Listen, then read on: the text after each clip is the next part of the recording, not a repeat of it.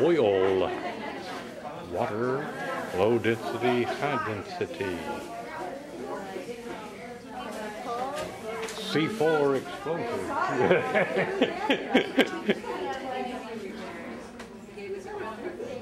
This one was actually by accident. My cover got my hands covered. Very excited to try a yarn. Very good. How did you do? Who's the potential terrorist? All their dealers do that. Oh, it's on the local market. You guys have some go in Panama City, go in I don't know if I've been to one here. There's one here? Yes. In the library. Oh, wait.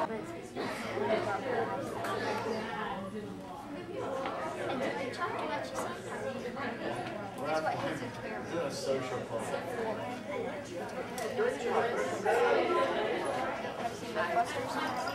Nobody told me all about it. He's getting ready to change.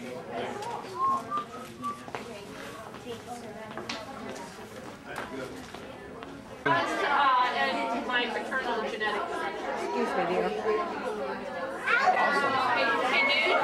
Jacob, honey. Pikey, I was thinking we should put these here to help hold them steady.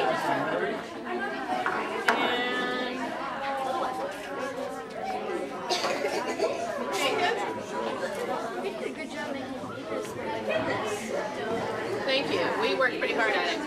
Jacob, honey? Acids and bases. Hi. Hey there. Hi there. And you need to have answers. There needs to be a few facts in there. He went across and squeezed it and gets the rain. And the lid rolled. Now you know Any experiment that involves dry ice is a cool experiment. Yeah. That was one of the ideas that Clay had.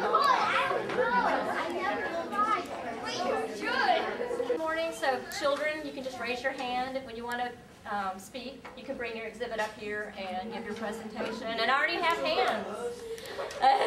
I do have a couple of kids that need to get up early, and we want to make sure that they're a priority too. So whenever we're ready to get started, I'm going to start taking names. Greenland, when what appears as a big white hawk snatches up a ptarmigan. What kind of hawk is this? It's a gerfalcon, also known by its Latin name, Falco retiscus. Gerfalcons are some of the lesser-known falcons, but they are truly one of the most extraordinary. Gerfalcons have many varieties, are known for their beauty, ability, lifestyle, and of course falconry.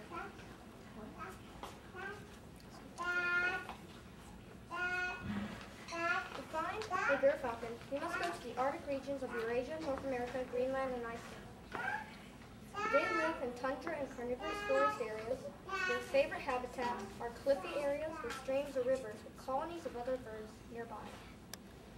Gerfalcon morphs are different colored varieties that live in different Arctic regions.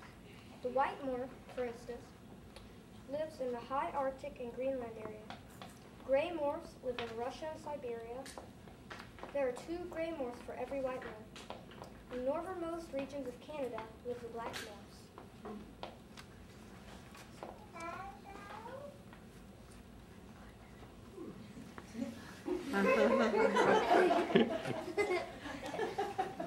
Did you know that gerfalcons are the largest falcons in the world? They weigh about the same as a kitten, 2.5 to 4 pounds. Their normal wingspan is 3.5 to 4 feet. Gerfalcon's body length is about the same as a stretched-out cat. And did you know that the females are bigger than the males? Furthermore, gerfalcons are the fastest animals on Earth. Gerfalcons can go at an amazing 200 miles per hour at a slanted dive. In the wild, gerfalcons have lived 16 to 20 years old, and in captivity they have lived up to 25. Gerfalcons are amazing in every way, especially in lifestyle. In the wild, they are known to hunt waterfowl, ptarmigan, and grouse. They feed upon rabbits, lemmings, and voles. Unlike peregrine falcons, they barely ever dive for prey, but in the rare times that they do dive, gerfalcons are the fastest animals in the world, with speeds that exceed 200 miles per hour. When Gerfalcons mature 2 to 3 years after hatching. The male will display, and if the female chooses him, they will be maced for life. Gerfalcons' eggs are white to beige in color, and their clutch is 3 to 5 eggs. The eggs will take 35 days to hatch and 30 days to fledging.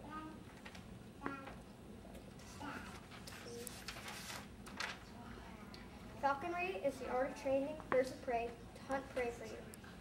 Gerfalcons were prized birds for falconry and were normally reserved for royalty.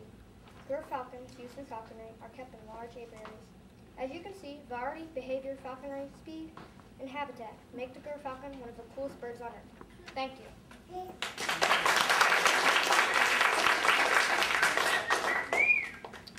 Yes, what's your question? Is it pronounced ger or gyre? Ger.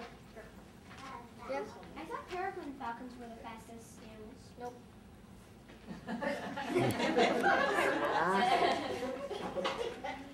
Yes? What do their nests look like? Just a few sticks on a cliffy area. Kind of like this one, except the sticks fell into the river and then I messed up. Yes. Are females stronger than males like in real life? I don't know. Probably. Jamie? Do not ask if I love it. I was just going to ask, can I touch it? Don't touch the river, but anything else okay. Okay.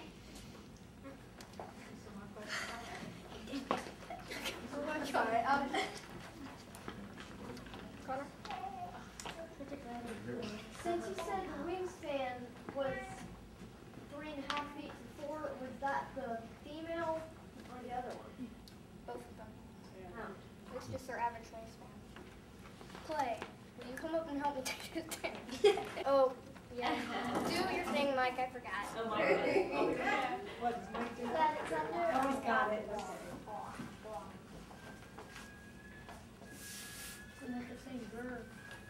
Oh. Upside down, Cyan. Turn it over.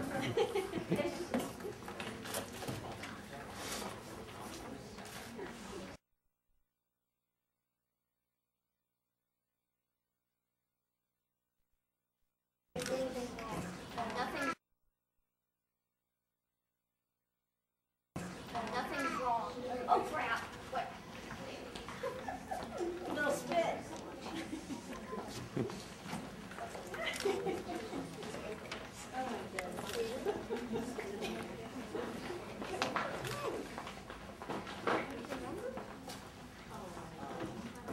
Oh.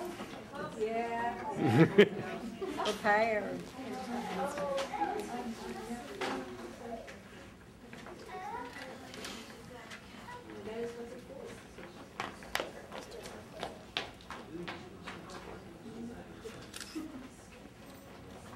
Hello, my name is Clay. Today I'm going to be talking about catapults. The ancient people like the Greeks and Romans and medieval people used them.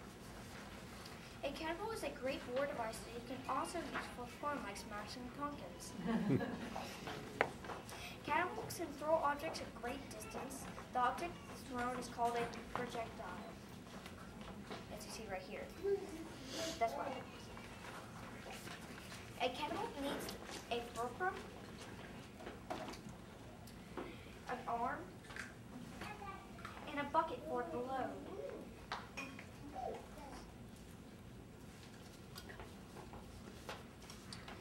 To make the catapult work, I apply force with my hands, and the rubber bands on my catapult make tension. The fulcrum bounces the arm and acts like a lever. If you place the fulcrum in different spots, it will change how the catapult will fire. A catapult is a class 3 lever. As you see right there. A class 1.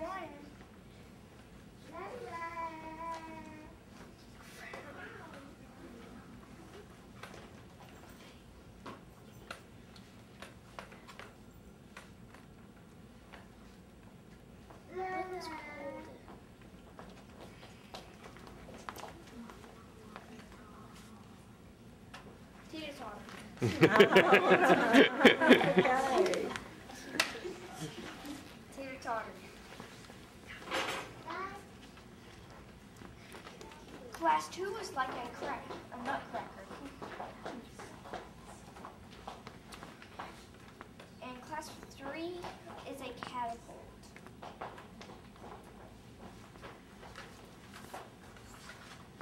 Notice on my two different catapults, notice on my two catapults the different placements of the arm on the forearm.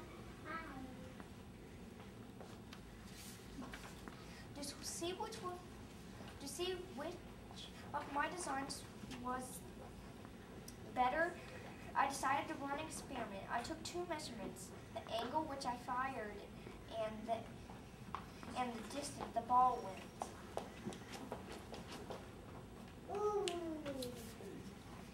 From my data, I was able to confirm that Catapult 2 was the better design. I will now demonstrate how the catapult works.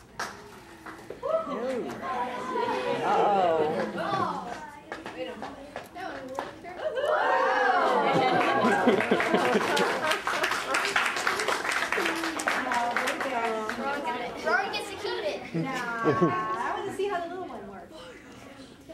Okay, this one will not go as far though. Okay. Might go far. No. But it's my first design, not as good.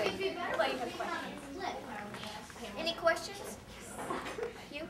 Do you think you and your dad could help us build the big one at the park for water balloons next summer? Sure. You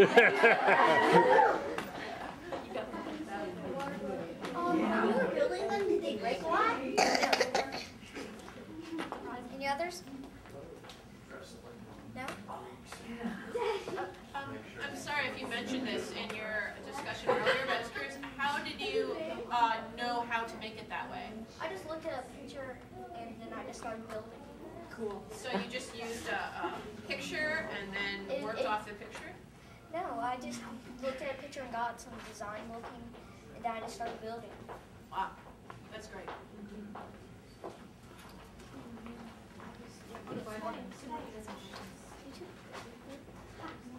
Where did you get the idea?